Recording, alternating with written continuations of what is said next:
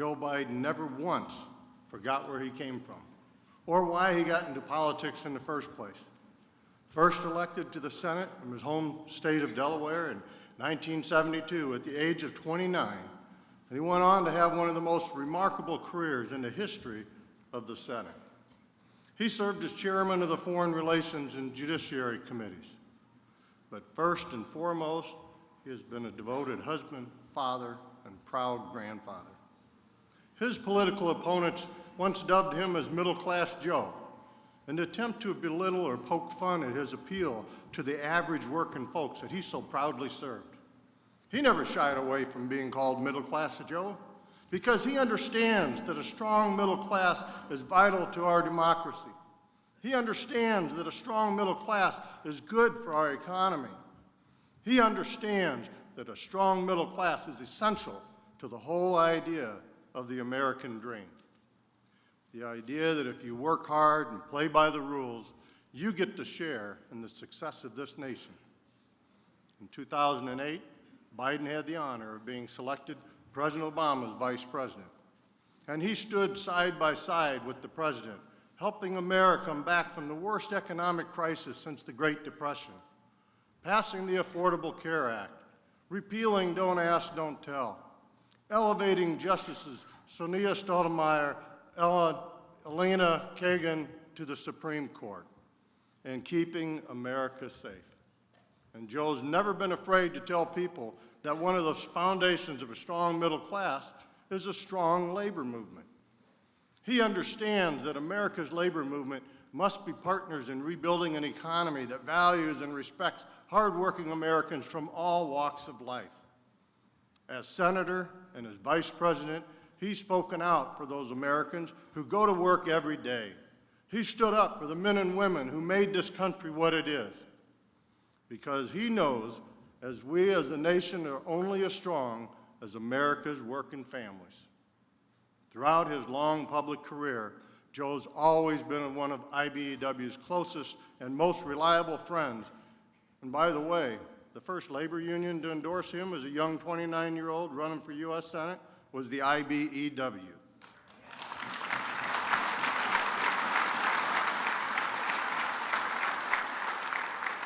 And he has never forgotten that. We are honored to have him with us here today. So please put your hands together and give a warm IBEW welcome to the 47th Vice President of the United States, Joe Biden.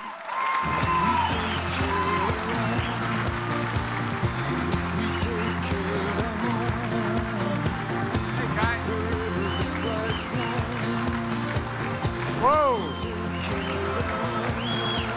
It's good to be home. Whoa. Thank you. Thank you, thank you, thank you. Please, thank you. This may go to my head. Thank you, thank you, thank you, thank you, thank you, thank you. You know, as they say in parts of my old neighborhood in Scranton, you guys brung me to the dance. And you really did. And I just want you to know I had permission to hug Lonnie. We had permission.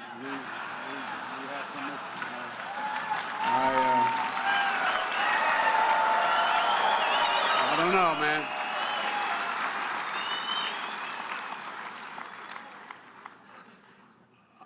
Anyway,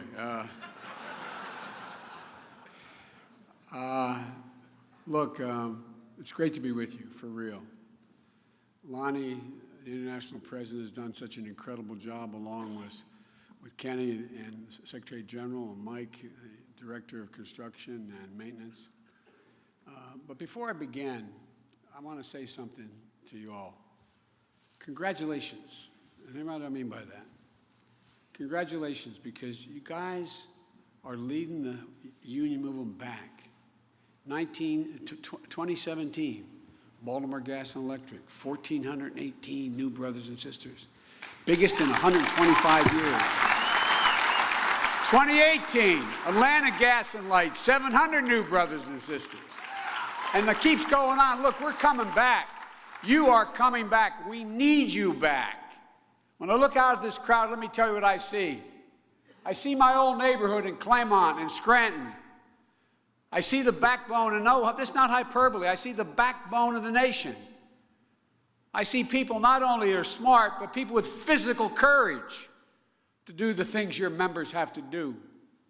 I see people who risk their lives going up in those buckets and trucks after raging storms, and sometimes during them, working around the clock to power communities. People take it for granted. Climbing up that damn pole, you risk your life. We used to understand that. Ironworkers back in Delaware, a guy named Tommy Schrank, when they endorsed me as a kid running for the Senate, I used to go in, and I meant it sincerely. I'd go into the hall, and I'd say, I can't get over you guys. I admire your courage. 17 stories up, walking a beam, shooting a rivet, and people saying, is what they do worthwhile? Come on, man. I see the people in this room who represent the people and are part of the people who make manufacturing go. I see the people who lead the way to safer and cleaner energy, an energy future that's going to be done by repairing over 2 million miles of leaky pipelines, most of it put back in the 1960s. I see people who will build a 21st century electric grid that will not only power this nation's economy, but protect this nation from foreign adversaries and the way they use cyberspace and the rest to go after us. I see people who have busted their necks their whole lives to earn their pensions. And when you retire, you deserve every damn penny you work for, not a penny less. I mean it. I mean it. I'm tired of it.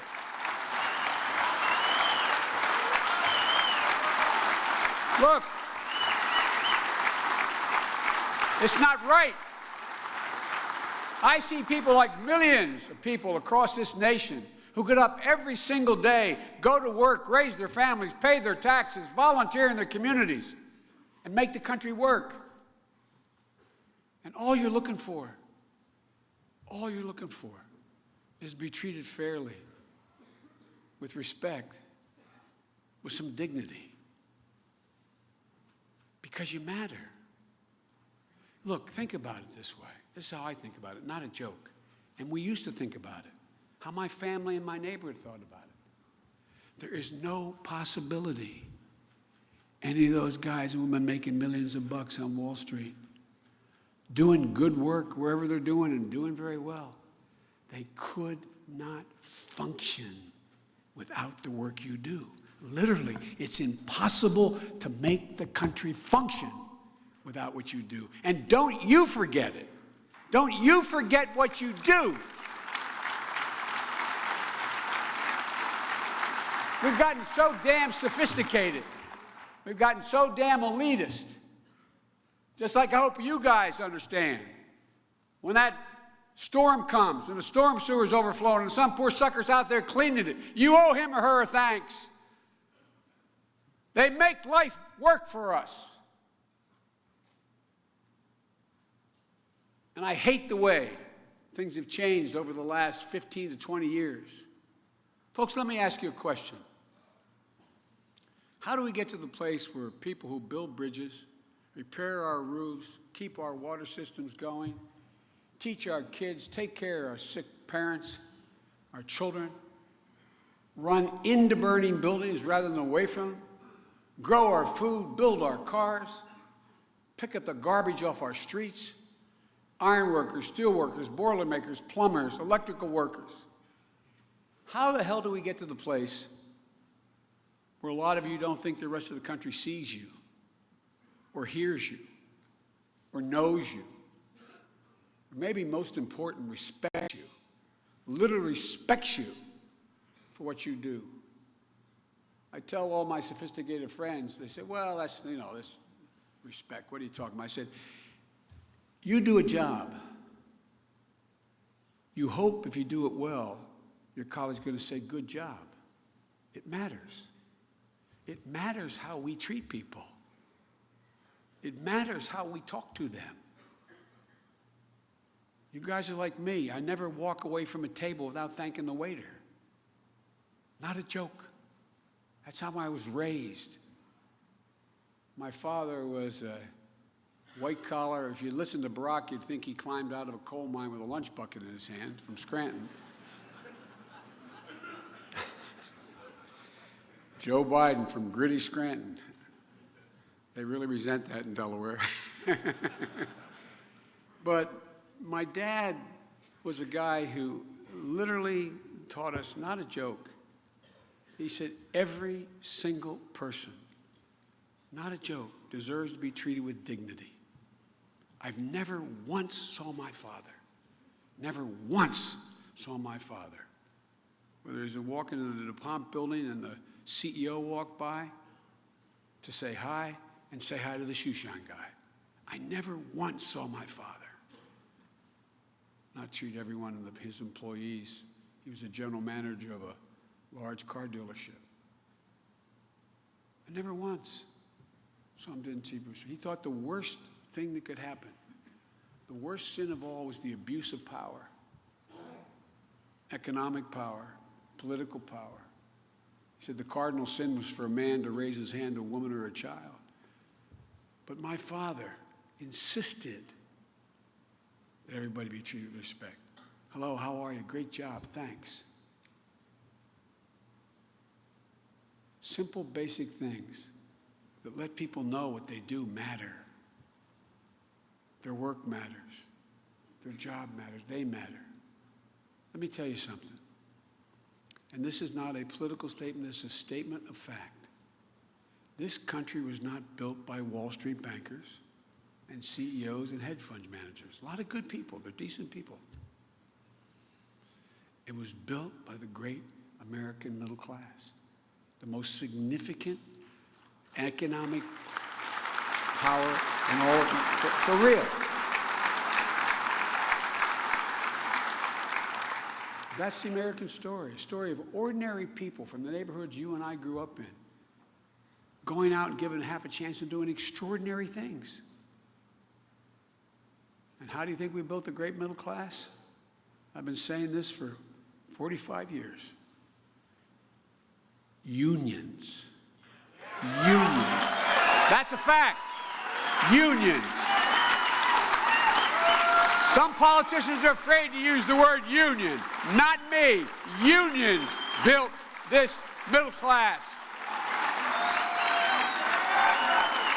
For real. I think we even forgot it. I think we've forgotten. My grandpa Finnegan used to say, Joey, you're union from belt buckle to shoe sole. He said it more colorfully than that. If you have any doubt that you guys and women built the middle class, just think about it. The sacrifices you made, all the dues you paid, the picket lines you've walked, the negotiations you've sweated through, all those sacrifices, they didn't just benefit you. They benefited every American worker. Now here's the deal, guys. There's no one who has done more, including the political system, congressmen, senators, governors, no one who has done more for non-union labor than unions. It's just a fact. Minimum wage, overtime pay, 40-hour week, weekends off. I could go on for the next 5 minutes. All those rights exist because you and my family, way back in the days in Scranton, fought for those things. Non-union workers have rights because of the sacrifices you've made. And here's the good news. For the last, I'd say close to 20 years, they kind of forgot it. They kind of bought into this new, right-wing economic theory that, unions are greedy, they're this, they're that. The very people you gave those rights to. But now they're beginning to realize it. You know why? And most of you probably don't even focus on this. Most Americans do. I spoke at the business school at Northwestern University with, I don't know, 300, 400, 500 graduate students out there. And I think what I said to them surprised them. About 40%, or about 40 million hourly workers have to sign a non-compete agreement to get a job. Used to be you couldn't work for Jimmy John's making sandwiches unless you agreed you would not compete within X number of miles for another job. So you couldn't go to McDonald's and get a 10-cent increase in your wage. Literally, not a joke. Not a joke. What's that all about? Nothing other than suppressing wages for stockholders. Reclassification. That's one of the things that the Secretary of Labor and I were very proud of having done. They turned it around in this administration. Reclassifying hourly workers as management. The woman who's stacking the ragu spaghetti in the supermarket, if she controls the guy or the woman with the wagon to bring the spaghetti out and pallets, she's now a manager. You know how much that cost hourly workers? $10 billion. $10 billion. Not getting paid for overtime. Folks, look, average Americans are realizing they've been getting the shaft in the name of using you. I said, you may remember, Lonnie, the AFL-CIO, I said 5 years ago, actually now 7 years ago, the Chamber of Commerce has declared war on Labor's house. It's been a constant, unrelenting war. All for one reason: drive down wages and benefits to raise stockholders' value. Not a joke. But people are starting to figure it out. Even a lot of Democrats, myself included, I didn't realize all these new non-compete agreements, hourly work. An hourly worker, non-compete. You know, if you are a hair braider, you braid people's hair, you have to get a license to do something like 400 hours of training in another state to move in to be able to braid hair. I mean, it's all about, I'll be more careful. It's all about not helping the worker. You know, one of the things I love about the IBEW is this. You get what my father has always said. When my father left Scranton when Cole died, he was a salesperson. There were no good jobs. The community was dying. I remember him walking up the stairs of my grandpa's house, sitting at the end of my bed. I think it's the longest walk any parent can make, to tell their kid, honey, you can't go back to the same school. We're losing the house, honey. We can't live there anymore. You're going to go home and live with Grandpa. It's only going to take about a year. Hey, all those kids, you want to come up on the stage, you can come up. It's okay. Come on up. Come on up. Just come and sit here. Come on.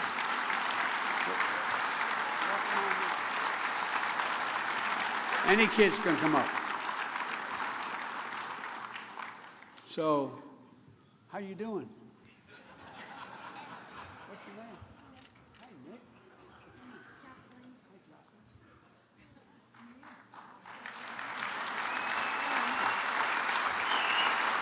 By the way, guys, nothing artificial about. If we don't win, if you don't win, you got a problem. If you win, we win, their future. Right, you realize 54% of the American people think their children will never reach the standard of living they've reached. That's never happened before. 54%. And you guys can sit in the edge or what? I don't want you to have to stand all along, but it's up to you. By the way, he gave me permission to touch him. All right?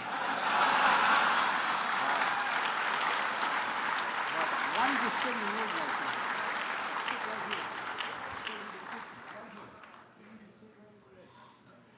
I don't want you to have to stand. I'm sorry it takes so long, guys, but everyone knows I like kids better than people. But look, My father, when we moved down to Claymont, every time there'd be a recession, like the neighborhood you guys grew up in, somebody in the family lose a job or get laid off. It may be temporary, but, you know, a neighbor. My dad used to say, Joey, a job's about a lot more than a paycheck. It's about your dignity. It's about respect. It's about your place in the community. It's about being able to look your kid in the eye and say, honey, it's going to be okay, and mean it. Think about it. That's what a job's about. It's so much more than a paycheck. But a lot of people can't do that today. As I said, they don't believe that their children are going to be in the same position they were. They feel hopeless. They feel left out. Fear has crept into so many places around this country. So many times in our past, the worst among us, act like in the past, are preying on those fears to divide us. Why are you not have a job? Why are you getting a low-paid job? It's the other. It's the other. It's that immigrant. It's that black guy. It's that divide us. Divide us. It's an ugly extremism. It's on the rise in this country. We saw it most vividly in Charlottesville when Klansmen and white supremacists and neo-Nazis came out of fields, crazed faces illuminated by torches with bulging veins, bearing the fangs of racism, chanting literally the same anti-Semitic bile. The same anti-Semitic bile chanted in the streets of Nuremberg and Berlin in the 30s. A mean pettiness has overtaken our politics the last decade. Sometimes it seems like we can't govern ourselves because we don't talk to one another anymore. We barely talk to one another. My whole career, I've been able to get a lot of things done. I know I'm being criticized by some on the far left that I have actually think we should work with Republicans. But how do you get something done? Look, folks, this is not who we are. This is not the America we've known, we've grown up in. We have to remember what it is that makes this nation so special. And it's our core values. It's what we believe. It's the American creed. It sounds corny. We hold these truths self-evident, that all men are created equal, endowed by their Creator with certain inalienable rights. As I said, it sounds corny, but it's who we are. We've never fully lived up to it, to Jefferson's words, but we've never before walked away from them. Just walked away from them. I believe there's something the columnist David Brooks, conservative columnist in the Times, calls an invisible moral fabric, he talks about, that holds the nation together. It's made up of basic values, the values that define us. Honesty, decency, dignity, respect, giving everyone a fair shot, leaving nobody behind, giving hate no safe harbor, and leading by the power of our example, not just the example of our power. That's why the rest of the world has followed us. We are the shining hill, as Reagan said, the shining city on the hill, standing as a beacon for the world. But most importantly, we used to always understand as Americans that we're part of something bigger than just us. Something bigger than us. That's who we are. That's who we've been. That's who your parents were, your grandparents were. These are the values that made us the most respectful and successful nation in the history of the world. Not hyperbole. But look how we're viewed now. You know, there used to be a basic bargain in America. You guys know it better than anybody. It said that if you're a part of building the success of an enterprise, you got to share in the benefits. You got to share in the profits. Not now. If an enterprise is hit hard, it used to be, everybody took a hit. The CEO, the managers, the hourly workers. But that bargain's been broken. Now the only people who benefit when a company does well are the CEOs and the shareholders, the people at the top. As I said, Republicans have adopted the conservative economist Milton Friedman's dicta in the late 80s when he said, a corporation only has one responsibility to its shareholders. That's an economic theory, only to its shareholders, not its employees, not to the community in which it resides, not to anybody but the shareholders. That's why you see these tens of billions of dollars of buyback of stock rather than reinvestment in training and expansion. Since when is that how we've run? I have a cartoon in my office. The president used to always come in and try to jokingly turn around. There's some in New Yorker. I still have it in my office at Penn. It's a picture of a great big rotund guy from New York Magazine in a black turtleneck, black mask, and a black beret, sitting at the end of a table like this. And the other end of the table is an interrogator, not on the other side, the other end. And there's a great big burlap bag in the middle with a dollar sign on it. And he's looking at the interrogator and saying, "I'm sorry. How was I supposed to know he was a job creator?" You know, since when did my dad, who sold all those GM products, the guys in the assembly line in Delaware who made those products, the mechanics who kept them running, since when did they not contribute to the success of General Motors? But it used to be, as I said, everybody took a hit. But now, the only people who get hurt when a company hits a rough patch are the workers. It's a one-way street.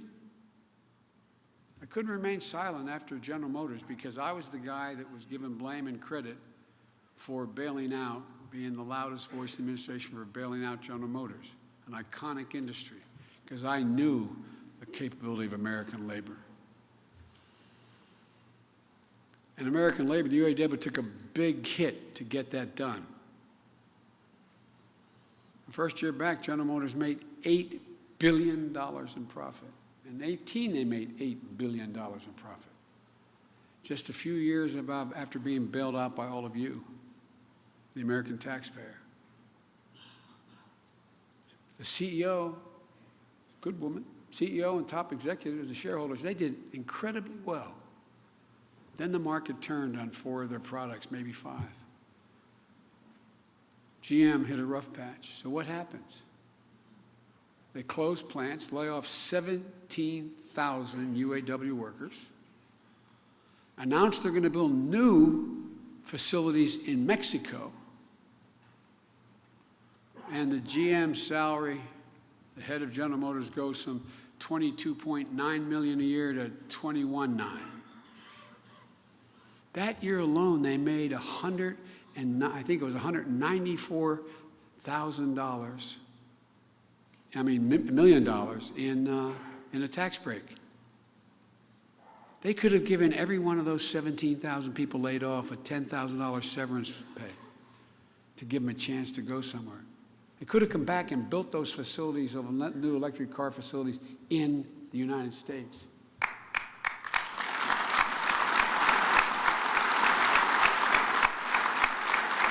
But guys, now it's every single cent you say.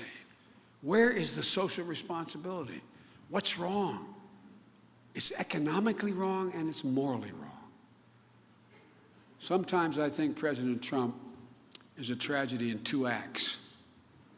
The first tragedy is that he treats and opposes every day the core values and beliefs of our nation. The things that go to our very democracy. The way he talks to people. The way he characterizes them. The guy who's the head of the intelligence community calls him a pencil neck. I mean, what in the hell is happening? Our children are listening.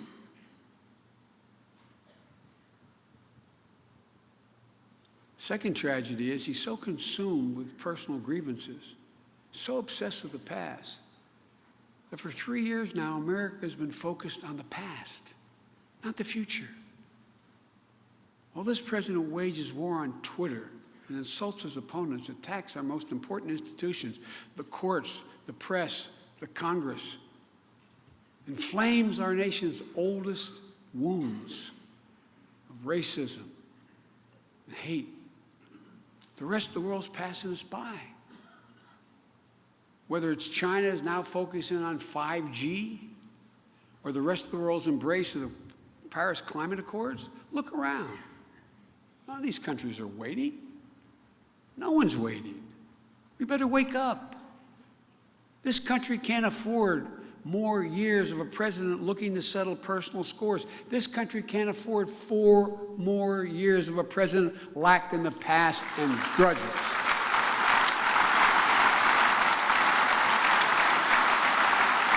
We've got to get moving. You guys know better than anybody else. You know the 21st century electrical grid can mean America, a great deal for America, both in terms of our economy and our national security. You know the skills and job training that are needed to handle that new grid. You know the kind of good-paying jobs that are create. You know these are jobs of the future. Whether it's working with community colleges or job training programs, apprentice programs, you know how to get it done. Some things. The same thing goes across the board, from repairing and replacing those pipelines that were put in the ground in the 60s, a couple million miles of it. Protect our environment, prepare us for climate change. It will create a whole lot of good union-paying jobs if we do it. It's good for the middle class. This is a win-win situation. The kind of jobs you can raise a family on. You know, one of the great things you've done as a union is to make a commitment to diversity. Opening your doors, including everyone.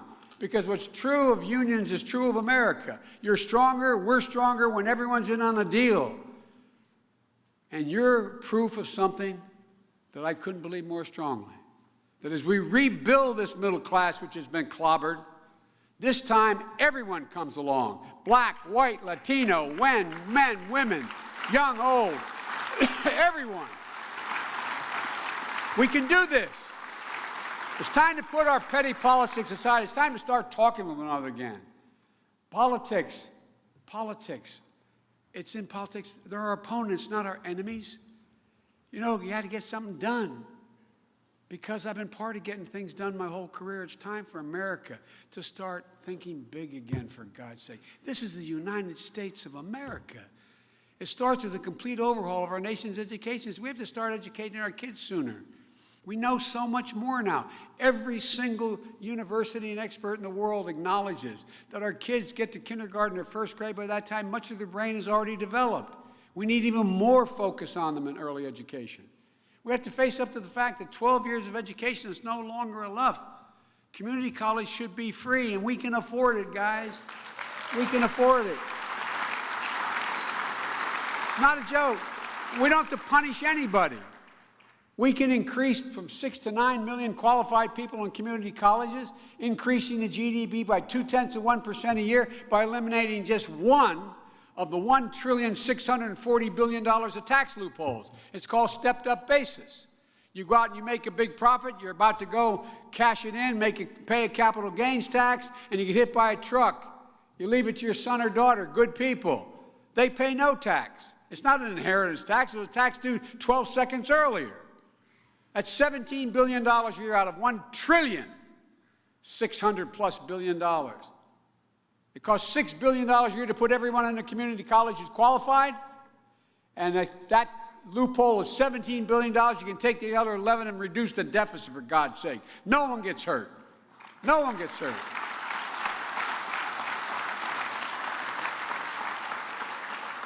Look, folks, we need to invest in job training, apprenticeship programs, which you do. Not only after high school, post-high school, but in high school. Look around the country now. When we grew up, you could learn whether or not you liked working with your hands. You had shop, you had automotive companies, you had they don't exist in 90% of the schools anymore. What the hell's the matter with us? I did a study for the president, the jobs of the future. We need, for example, 57,000 more plumbers, 77,000 more. The list goes on. And you can make a decent wage.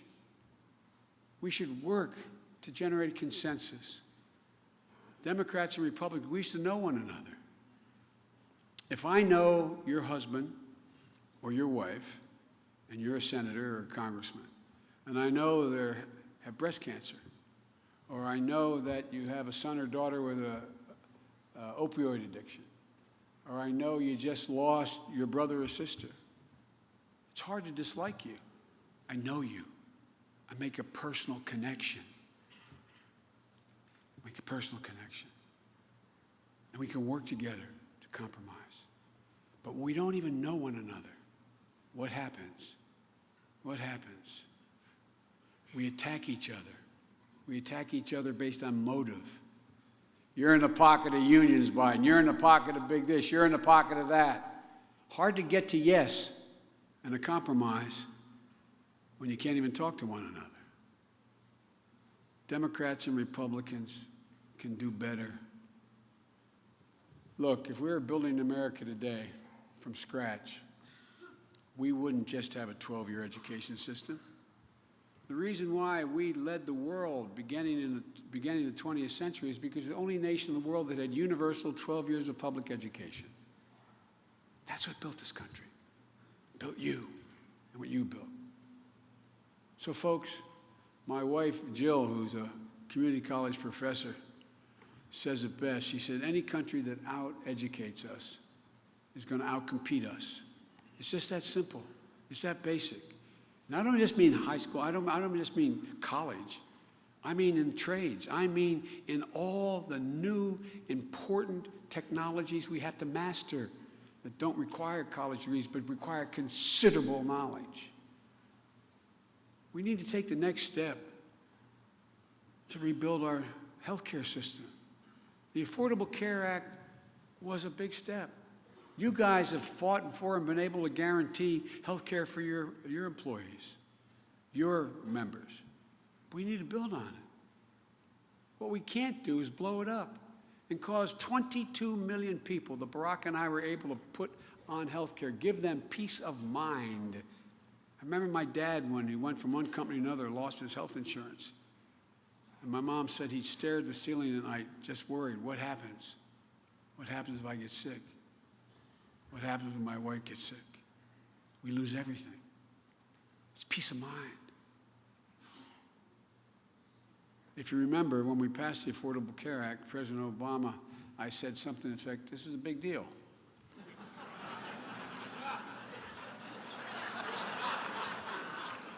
I swear to God, I turned around this way, whispered in his right ear, and I swear somebody had to read my lips because it wasn't on. Anyway, thank God my mom wasn't around. I'd be dead.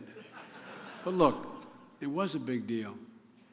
Obamacare is how we finally protected people with pre-existing conditions. Obamacare is how we made it possible for kids to stay in their parents' policies until they were 26, and so much more.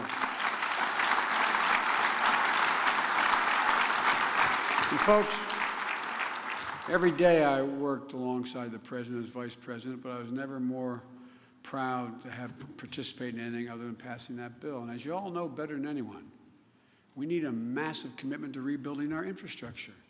Republicans used to support infrastructure. What happened? The Erie Canal was built by a Republican governor, for God's sake. And we can do it by leveraging public money and private investment. But we can't wait. We can't have the 21st century economy in a 19th century infrastructure. We need to face the facts that climate change are coming. And it's here. No amount of burying our heads in the sand is going to change that. Look at what just happened to the U.S. Strategic Command in Nebraska because of the flooding of the rivers out there in Nebraska. Seriously impacted on our nuclear deterrence. Flooded out our base in the United States of America. The Strategic Air Command was rendered in a very precarious position because of climate change. It's not only a threat, it's an incredible opportunity. By moving to clean energy, by setting higher fuel standards for our cars, by limiting emissions from our power plant, by fortifying our cities and our coastlines, by facing up to just how many military bases here in the United States and abroad in the world are subject to rising tides, low-lying installations. We have to prepare. But it will create jobs, make us stronger. And one last thing, we need big goals to inspire this nation. For me, that means ending cancer as we know it. And we can do it.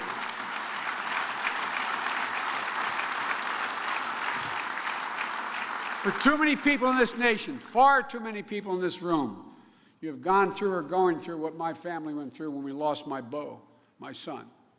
Cancer is brutal, unforgiving, and no family ever has to go through that again, as my goal will not be too soon. Ending cancer, as you know, it is a worthy national goal, and it's going to take a president to do it. It's within our power. We're making enormous pressure. You know why? Because we're forcing these guys to work with one another again. Docs don't play well in the sandbox together. They're wonderful, work like hell, but sharing data is not something that has been available till now.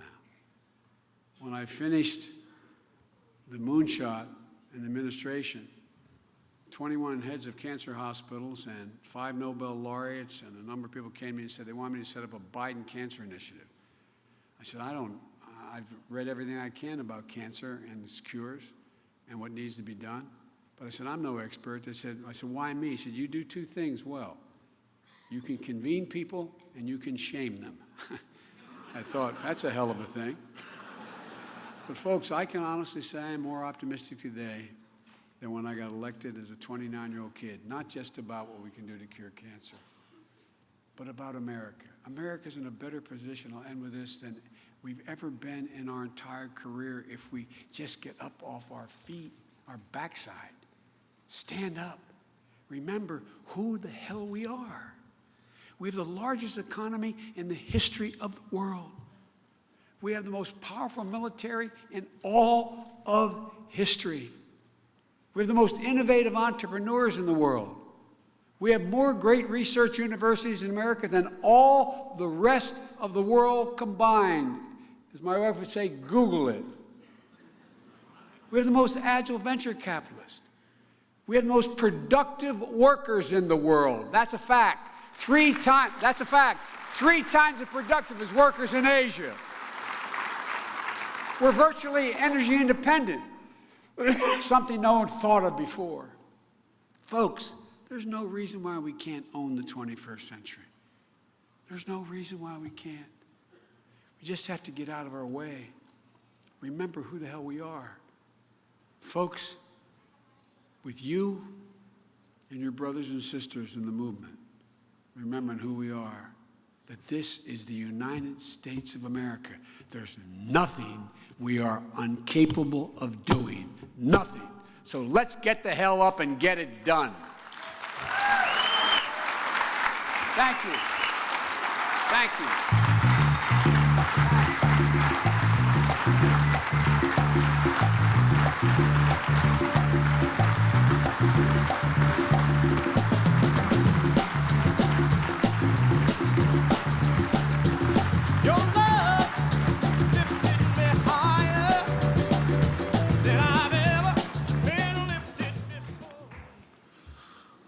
Wow. That's a tough act to follow.